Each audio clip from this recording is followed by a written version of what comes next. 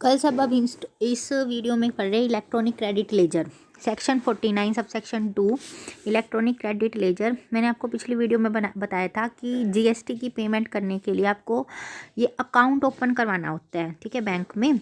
Electronic cash laser, electronic credit laser, electronic liability register. तो cash ledger पढ़ा था हमने, इलेक्ट्रॉनिक कैश लेजर। इसमें क्या था कैश लेजर में कि आप पेमेंट कर सकते हैं जीएसटी की, ठीक है, टैक्स की पेमेंट कर सकते हैं कैश लेजर के थ्रू। अच्छा, और काफ़ी सारी पेमेंट करनी होती है, इंटरेस्ट पे करना है तो वो भी आप कैश लेजर के थ्रू पे कर सकते हैं। पेनल्टी, फीस, कोई अदर अमाउंट, कोई भी जीएसटी से रिलेटेड पेमेंट करनी है तो आप वो किसके थ्रू कर सकते हैं, इलेक्ट्रॉनिक कैश लेजर के थ्रू, ठीक है। दूसरी चीज़ हम क्या पढ़ रहे हैं, इलेक्ट्रॉनिक क्रेडिट लेजर। जो ये क्रेडिट लेजर होता है ना, इसमें आप आईटीसी असेस करते हैं। इसमें जो बेनिफिट मिलता है ना वो आईटीसी का मिलता है, इनपुट टैक्स क्रेडिट का, कि जैसे आप टैक्स पे कर चुके हो, अब आपको रिटर्न रिफंड मिलेगा गवर्नमेंट से टैक्स, तो उसको आप क्या बोलते हैं, आईटीसी। तो वो वाला बेनिफिट कहाँ पर आता है, इलेक्ट्रॉनिक क्रेडिट लेजर में आता है, ठीक है। और आईटीसी को हम यूज़ कर सकते हैं पेमेंट ऑफ टैक्स ओनली। मतलब इस जो ये क्रेडिट लेजर है ना, इसको हम सिर्फ टैक्स को पे करने के लिए यूज़ कर सकते हैं। ना तो इसमें से आप इंटरेस्ट पे कर सकते हैं, ना लेट फीस, ना पेनल्टी। सिर्फ और सिर्फ क्या पे कर सकते हो, जीएसटी का टैक्स, ठीक है। ये दोनों में डिफरेंस होता है। कैश में तो कैश लेजर से तो आप किसी भी टाइप की पेमेंट कर सकते हो, इंटरेस्ट की भी, पेनल्टी की भी, लेट फीस की भी। परंतु क्रेडिट लेजर से सिर्फ और सिर्फ आप क्या पे करते हैं, tax, interest, penalty, late fee pay नहीं कर सकते, ठीक है। अब हम इसको पढ़ रहे हैं। देखिए, इलेक्ट्रॉनिक क्रेडिट लेजर रिफ्लेक्ट करते हैं input tax credit self assessed in the monthly return. Monthly return file होती है और उसकी लास्ट डेट कब होती है, 20th of the next month. जैसे मान लो जुलाई है, जुलाई की जो रिटर्न फाइल होगी वो 20 अगस्त तक फाइल कर सकते हैं। तो इसमें आप क्या करते हैं, आईटीसी का बेनिफिट निकालते हैं कि मुझे कितना बेनिफिट मिलेगा। सेल्फ असेस्ड का मतलब खुद ही हम निकाल लेते हैं, टैक्स को कैलकुलेट कर लेते हैं कितना मुझे बेनिफिट मिल जाएगा, रिफंड मिल जाएगा। तो वो जो आईटीसी आता है ना, वो किस में आता है, इलेक्ट्रॉनिक क्रेडिट लेजर में आता है। Credit in this ledger can be use for making payment of tax. मैंने अभी आपको बताया जो क्रेडिट लेजर है वो किसी लिए यूज़ किया जाता है, सिर्फ टैक्स की पेमेंट करने के लिए। It can not be use for making payment of other amounts, ठीक है, such as interest, penalty, fees. आप इलेक्ट्रॉनिक क्रेडिट लेजर से ये पेमेंट नहीं कर सकते हो, इंटरेस्ट की, पेनल्टी की, लेट फीस की। इलेक्ट्रॉनिक क्रेडिट लेजर मेंटेन किस में किया जाता है, इन फॉर्म जीएसटी पीएमटी 02 में ये फॉर्म होता है। इसमें इलेक्ट्रॉनिक क्रेडिट लेजर मेंटेन किया जाता है फॉर्म फिल करके। For each registered person eligible for input tax credit, हर एक रजिस्टर्ड पर्सन जो कि एलिजिबल है आईटीसी का बेनिफिट लेने के लिए, वो इलेक्ट्रॉनिक क्रेडिट लेजर ओपन करवाएगा। कौन से फॉर्म में, जीएसटी पीएमटी 02 में। प्रोविज़न है कुछ एक रिलेटेड इलेक्ट्रॉनिक क्रेडिट लेजर से क्या क्या रूल्स फॉलो करने होते हैं। देखिए, फर्स्ट है debit and credit in electronic credit laser.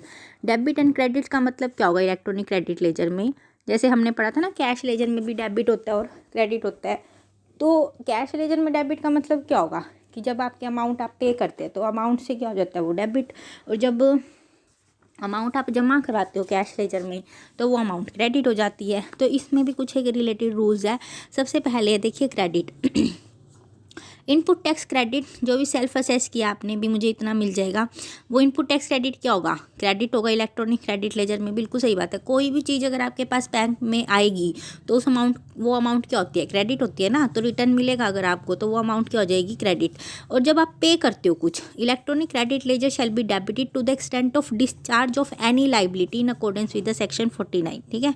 तो ये कहते हैं कि अगर आपको पेमेंट करनी है, डिस्चार्ज लाइबिलिटी का मतलब क्या होता है, कुछ भी पे करना है, जिस भी सीमा तक पे करना है, तो वो क्रेडिट लेजर से क्या हो जाएगा, डेबिट। उसके बाद debit further where a registered person has claim refund of any unutilised amount from the electronic credit ledger. इसमें क्या होता है कि कोई भी रजिस्टर्ड पर्सन है, अब आईटीसी का बेनिफिट मिल गया उसको, किस में आया, इलेक्ट्रॉनिक क्रेडिट लेजर में क्रेडिट हुई, अमाउंट आई, ठीक है। अब वो ना उसको निकलवाना चाहता है, इलेक्ट्रॉनिक क्रेडिट लेजर से पैसे निकलवाना चाहता है, वो क्लेम करता है रिफंड को, जो भी अनयूटिलाइज्ड अमाउंट है अनयूटिलाइज अमाउंट का मतलब ITC जो है उसमें the amount to the extent of claim shall be debited in the said ledger. अब जैसे ही अमाउंट आपको मिल जाएगी, आप उसको निकलवाना चाहते हो पैसे को, तो वो क्या होएगी, अमाउंट डेबिट हो जाएगी। दूसरी चीज़ क्या, क्रेडिट। अगर रिफंड, जो आपने रिफंड क्लेम किया था कि मुझे ITC दे दो, एक तो वो अकाउंट में ही आया, एक आप उसको निकलवाना चाहते हो, ठीक है। और अगर जो रिफंड आप निकलवाना चाहते हो वो रिजेक्ट हो गया है, या तो पूरा का पूरा रिजेक्ट हो गया या हाफ उन्होंने आपको पेमेंट कर दी, हाफ पेमेंट नहीं की, तो अमाउंट डेबिटेड, जितनी भी अमाउंट डेबिट थी ना, to the extent of rejection, वो रिक्रेडिट हो जाएगी इलेक्ट्रॉनिक क्रेडिट लेजर में by the proper officer by an order, ठीक है, फॉर्म GST PMT 03 में। तो क्या होगा कि अगर मान लो आपने रिफंड क्लेम किया, आपको वो कैश में नहीं मिला, तो अमाउंट अगर आपको पहले ऑलरेडी डेबिट हो चुकी थी, अब वो पूरा नहीं मिल रहा कैश इन हैंड, तो वो अमाउंट आपकी क्या हो जाएगी, दोबारा से रिक्रेडिट हो जाएगी इलेक्ट्रॉनिक कैश क्रेडिट लेजर में, वो जमा हो जाएगी अमाउंट, ठीक है। तो ये डेबिट और क्रेडिट से रिलेटेड रूल थे। उसके बाद हम पढ़ रहे हैं utilisation of amounts available in the electronic credit ledger. देखिए ITC का बेनिफिट आपको मिलता है इलेक्ट्रॉनिक क्रेडिट लेजर में। ITC का बेनिफिट जो है ना, जो ITC मतलब अमाउंट पड़ी है इलेक्ट्रॉनिक क्रेडिट लेजर में, आप उसको यूज़ कर सकते हैं पेमेंट करने के लिए, टैक्स की पेमेंट करने के लिए। तो हम यहाँ पर पढ़ रहे हैं यूटिलाइजेशन ऑफ अमाउंट। आप अमाउंट्स को कैसे यूटिलाइज करेंगे, कैसे यूज़ करेंगे जो इलेक्ट्रॉनिक क्रेडिट लेजर में अवेलेबल है। तो ये कहता है कि amount available in electronic credit ledger में be used for making any payment towards the output tax under CGST act और अंडर IGST एक्ट। जो भी rules conditions within the prescribe time जो भी डिफाइन किए हुए हैं, आप इलेक्ट्रॉनिक क्रेडिट लेजर में जो कि अनयूटिलाइज्ड अमाउंट है, कौन सी अनयूटिलाइज्ड अमाउंट है, ITC, उसको आप यूज़ कर सकते हैं आउटपुट टैक्स पे करने के लिए, ठीक है। तो वो पढ़ेगी कि कैसे यूज़ कर सकते हैं आप इसे। फर्स्ट है देखें, procedure for utilisation of amount available in the electronic credit ledger. जो इलेक्ट्रॉनिक क्रेडिट लेजर में अमाउंट पड़ी है, कौन सी अमाउंट है, ITC, ठीक है। आप उसको प्रोसीजर है भाई, क्या पहले क्या पे करेंगे फिर क्या पे करेंगे, तो वो प्रोसीजर आपको याद करना है, बिल्कुल as it is procedure adopt करेंगे हम उसमें। तो प्रोसीजर हम पढ़ रहे हैं, सीक्वेंस होगी उसकी, एक रिस्ट्रिक्शंस है for the utilisation of input tax credit, ठीक है। फर्स्ट हम पढ़ रहे हैं sequence for the utilisation of ITC।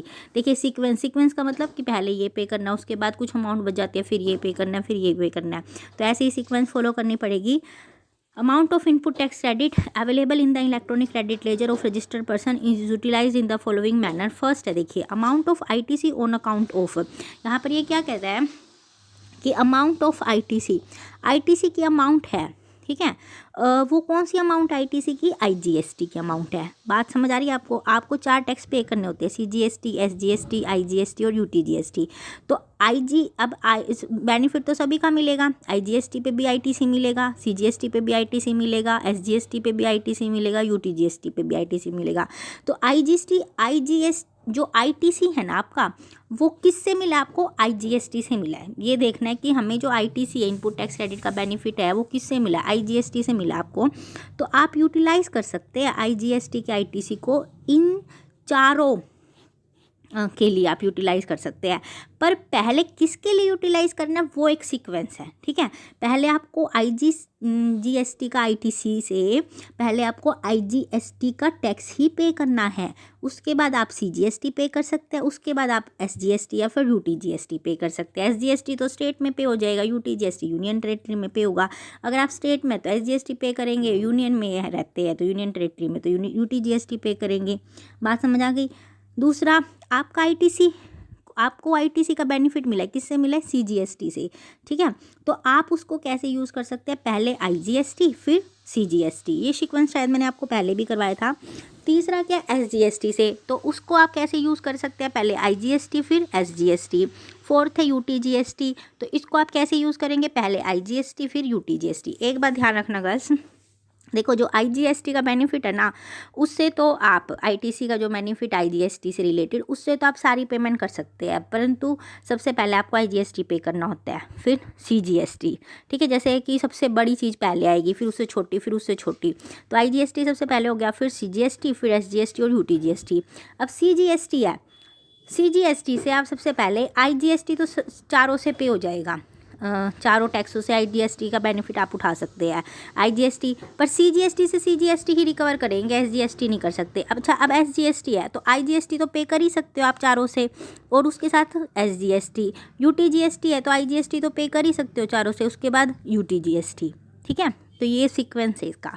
उसके बाद आ जाता है, अभी इन्होंने जो एक्सप्लेनेशन की हुई है, इस एक्सप्लेनेशन में, ये जो एक्सप्लेनेशन देख रहे हो आप, इस एक्सप्लेनेशन में इसी को दोबारा से डिफाइन किया हुआ है।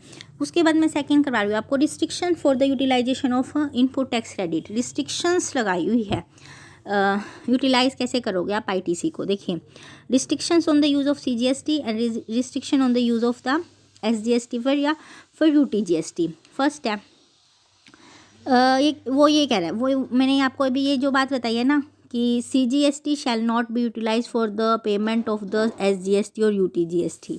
ठीक है, अच्छा, SGST और UTGST से आप क्या यूज़ कर सकते हो, सिर्फ SGST UTGST, CGST पे नहीं कर सकते।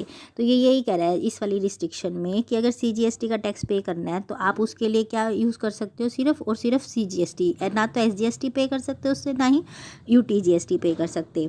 और SGST और UTGST से आप क्या पे कर सकते हो, SGST और UTGST ही पे कर सकते हो, CGST पे नहीं कर सकते। ठीक है, CGST किससे पे कर सकते हैं, सिर्फ और सिर्फ IGST से।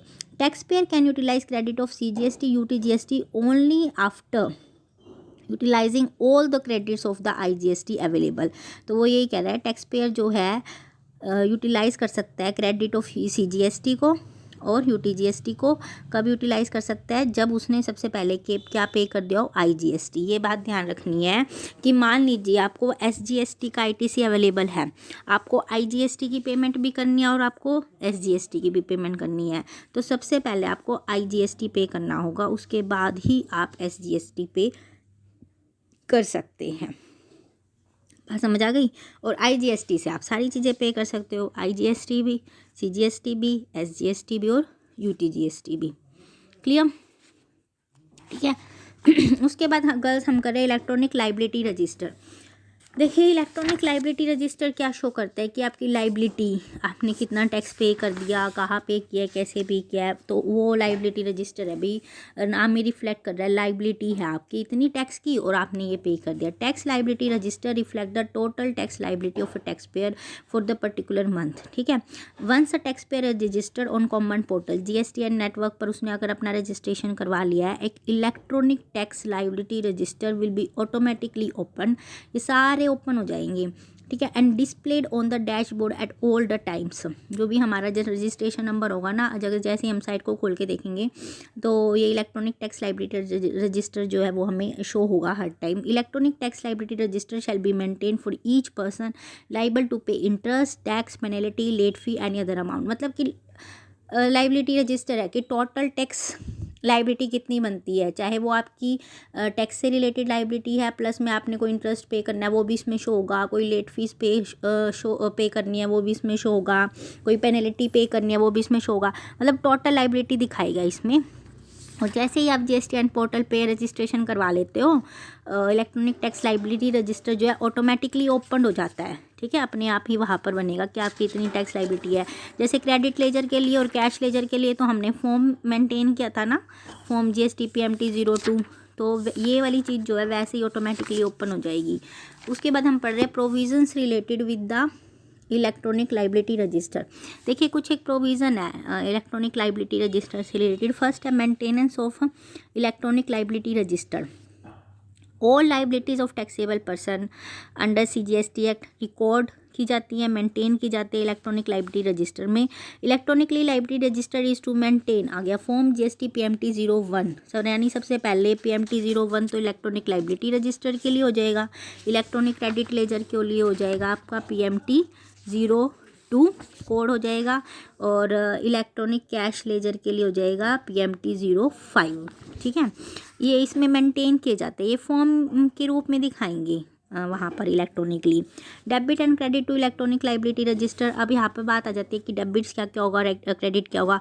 डेबिट्स किस में होते हैं, डेबिट्स कब कब होती है, जब आप कोई पेमेंट करते हो तो वो चीज़ आपकी डेबिट हो जाती है, और जब कुछ मिलता है, रिसीविंग होती है, तो वो अमाउंट क्रेडिट हो जाती है। तो इसमें भी डेबिट और क्रेडिट है, वो हम पढ़ रहे हैं। फर्स्ट है, देखो, debit to electronic liability register. All amounts payable shall be debited to electronic liability register. और इसमें क्या क्या चीज़ें आ जाती है, टैक्स पे किया है, अदर ड्यूज़ मतलब कि इंटरेस्ट पे किया है, लेट फीस पे किया है, कोई और अमाउंट पे किया है, ठीक है, रिटर्न की, तो वो सारी डेबिट हो जाएगी। Tax and other dues, interest, late fee any other amount determine by proper officer के द्वारा। भाई एक तो रिटर्न से निकली हो, एक प्रॉपर ऑफिसर ने कंपल्सरी की था, हमने पढ़ा था टाइप्स पढ़े थे हमने उसके। तो टाइप्स में ये आ जाता है ना कि सेल्फ असेसमेंट करनी है, कंपल्सरी असेसमेंट करनी है, असेसमेंट्स के टाइप्स में। हाँ, तो उसमें प्रॉपर ऑफिसर ने अगर कोई इंटरेस्ट, लेट फीस वगैरह निकाल ली हो तो वो आपकी इसमें से डेबिट हो जाएगी। Tax and interest due to mismatch, ठीक है भाई, टैक्स इतना नहीं पे किया आपने तो वो आपको पे करना पड़ेगा, ठीक है, तो वो भी माइनस हो जाएगा। कोई भी इंटरेस्ट जो भी पेमेंट करनी है ना वो सारी डेबिट हो जाएगी। उसके बाद आ जाता है credit to electronic liability register. Credit क्या क्या होगा अब इसमें, ये कहते हैं electronic tax liability register will be credit with all amount of tax, interest and penalty and other amount paid. ये कहते हैं कि जैसे कई बार क्या होता है कि अगर मान लो हम टाइमली पेमेंट कर देते हैं, अगर वो ये कहते हैं कि आप इतने टाइम में पेमेंट कर दो, एक बार तो आपको इंटरेस्ट देना पड़ेगा, उसके बाद आपको इंटरेस्ट वापस मिल जाएगा, तो वो अमाउंट यहाँ पर क्रेडिट हो जाएगी, ठीक है। जो भी अमाउंट आपने पे किया है उससे डेबिट हो गया आपका इलेक्ट्रॉनिक क्रेडिट लेजर, डेबिट हो गया इलेक्ट्रॉनिक कैश लेजर। और अगर आपको वो रिफंड मिल जाता है तो नेचुरल चीज़ है वो क्रेडिट हो जाएगी। वो क्रेडिट कहाँ पर हो जाएगी, इलेक्ट्रॉनिक लाइबिलिटी रजिस्टर में, ठीक है।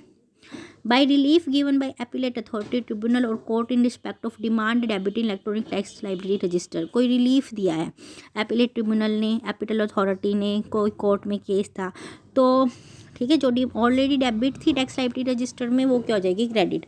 कहने का मतलब ये होता है कि जैसे अगर कोई पेमेंट की है ना हमने टैक्स की, पेनल्टी की, और वो पेमेंट की कहाँ से होगी, सबसे पहले इलेक्ट्रॉनिक कैश लेजर से की होगी, ठीक है, और इलेक्ट्रॉनिक क्रेडिट लेजर से टैक्स की पेमेंट की होगी, कैश लेजर से पेनल्टी या इंटरेस्ट की पेमेंट की होगी। तो ये दोनों डेबिट हो गए होंगे ना। और अगर वो रिफंड मिल जाता है अब हमें तो वो कहाँ पर क्रेडिट हो जाएंगे, इलेक्ट्रॉनिक लाइबिलिटी रजिस्टर में वो चीज़ें क्रेडिट हो जाएगी। यहाँ पर ये कहना चाह रहा है वो।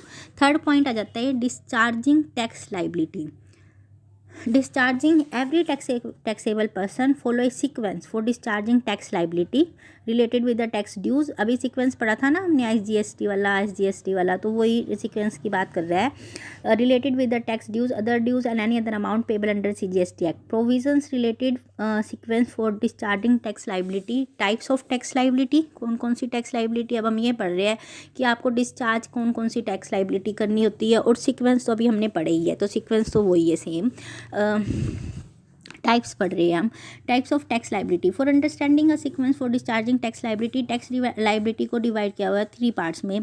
Tax dues include only tax payable, other dues include interest, penalty, late fees, any other amount payable under CGST act, and any other amount payable include demand determine under section 73 और 74। जैसे कि मान लीजिए प्रॉपर ऑफिसर ने बोला आपको कि ये पे करना है, तो कोई भी अमाउंट पे करनी पड़ सकती है।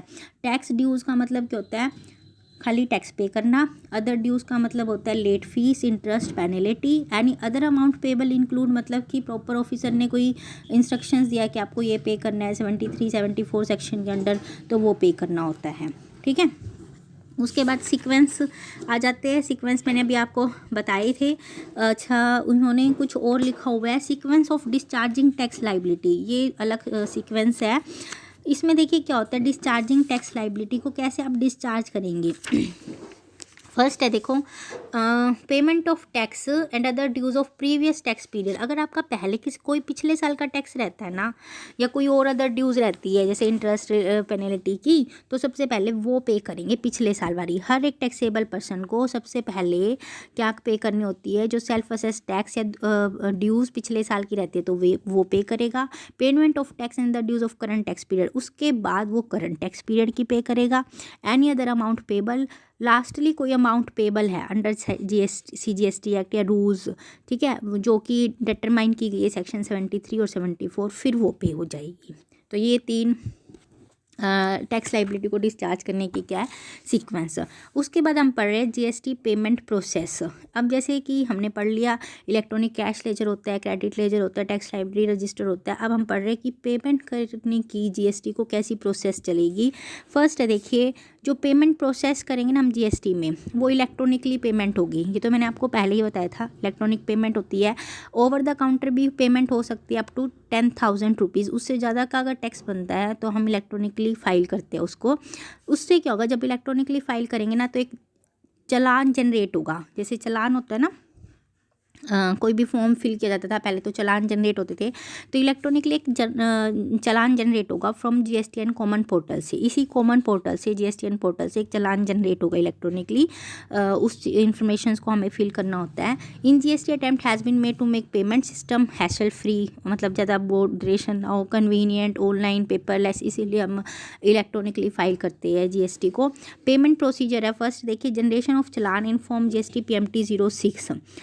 ये कहता है कि चालान जनरेट होगा, कोई भी पर्सन या एनी पर्सन और पर्सन ऑन द बिहाफ, उसके बिहाफ पे, दूसरे पर्सन के बिहाफ पे एक चालान जनरेट करेगा इन फॉर्म जीएसटी PMT 06 की फॉर्म में। ठीक है, एक चालान जनरेट होगा।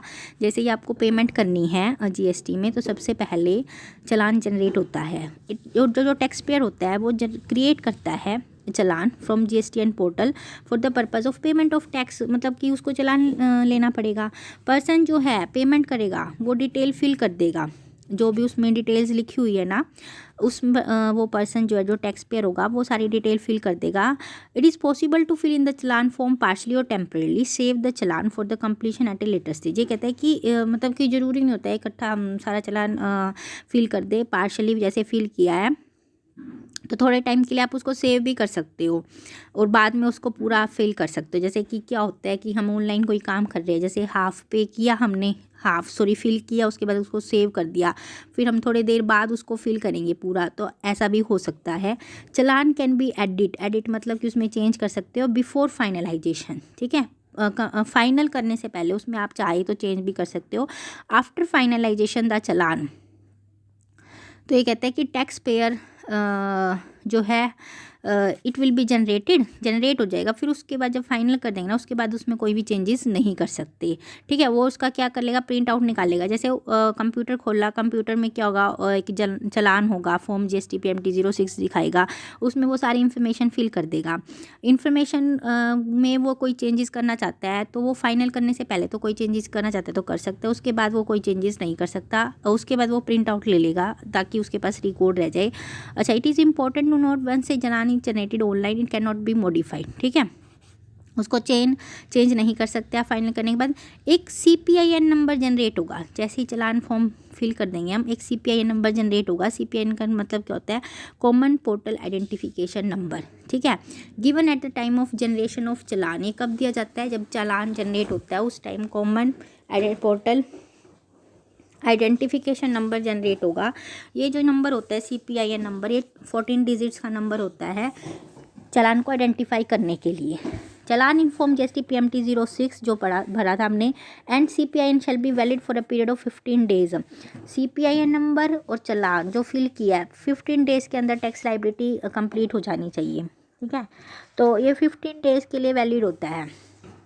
सेकंड है payment on the basis of temporary identification number. देखो ये क्या होता है, कोई भी पेमेंट है, मतलब वो एक ऐसा पर्सन पेमेंट कर रहा है who is not registered under this act, जिसने अपना रजिस्ट्रेशन नहीं करवाया। टेम्परेरी का मतलब क्या होता है, जैसे मान लो उसकी कभी सेल बढ़ गई, ठीक है, एक्सीड कर गई और उसको पेमेंट करनी पड़ेगी जीएसटी की, तो उसने रजिस्ट्रेशन तो करवाया नहीं हुआ, कभी कभी उसकी सेल इतनी एक्सीड कर जाती है क्योंकि उसको टैक्स की पेमेंट करनी पड़ती है, तो वो टेम्परेरी आइडेंटिफिकेशन नंबर के अंडर आ जाता है।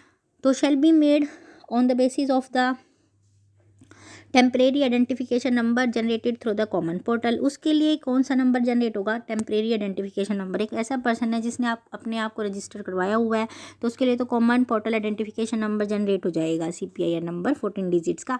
और जो कभी कभी करवाता है उसके लिए कौन सा जनरेट होगा चालान के through number, temporary identification number.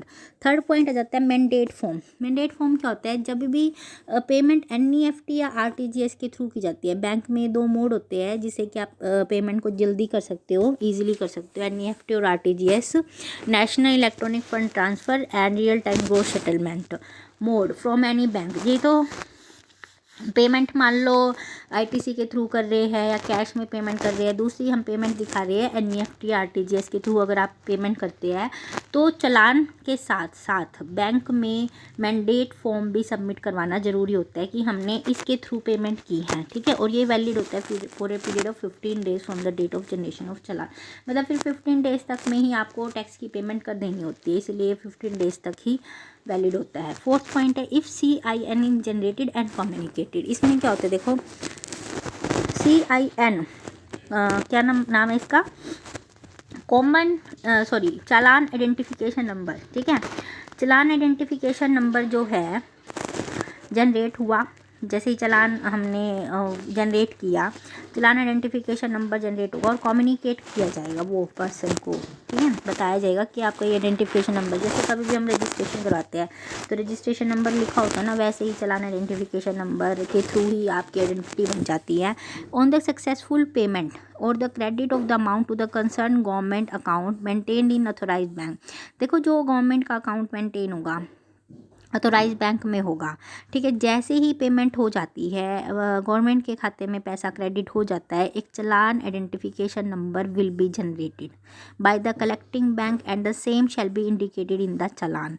तो मतलब चालान में क्या होगा, एक तो आपके पास शुरू में क्या होगा, जैसे ही आप चालान को जनरेट करेंगे, ठीक है, चालान को जनरेट करने पर क्या होगा, कॉमन पोर्टल आइडेंटिफिकेशन नंबर दिया जाएगा at the time of generation of challan. जब भी हमने पढ़ा, दोबारा से रिवाइज करवा रही हूँ मैं, CPIN नंबर दिया जाएगा जैसे ही चालान को क्या करेंगे, जनरेट करेंगे, ठीक। उसके बाद क्या होता है, जैसे ही पेमेंट हो जाती है गवर्नमेंट के अकाउंट में, आपने पेमेंट कर दी REF NEFT RTGS के थ्रू, तो जैसे ही पेमेंट हो जाती है ना, तो एक चालान आइडेंटिफिकेशन नंबर भी जनरेट होता है, ठीक है।